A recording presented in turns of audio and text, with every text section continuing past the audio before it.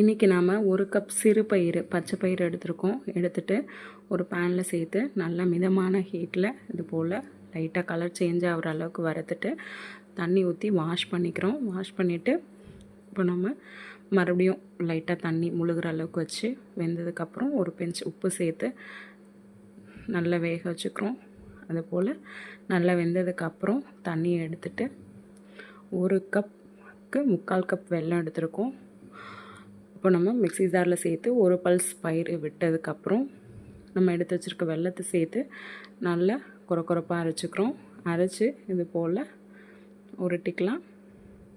சூப்பரான சுவையான புரோட்டீன் லட்டு, சிறுபருப்பு பச்சை பயிறு லட்டு ரெடி. அதுபோல் நீங்களும் உங்கள் கிட்ஸுக்கு வீட்டிலையே ஹெல்த்தியாக செய்து கொடுங்க. லைக் பண்ணி சாப்பிடுவாங்க, நல்லா என்ஜாய் பண்ணி சாப்பிடுவாங்க. இந்த வீடியோ உங்களுக்கு பிடிச்சிருந்தா லைக் பண்ணுங்கள், சப்ஸ்கிரைப் பண்ணுங்கள். தேங்க்யூ.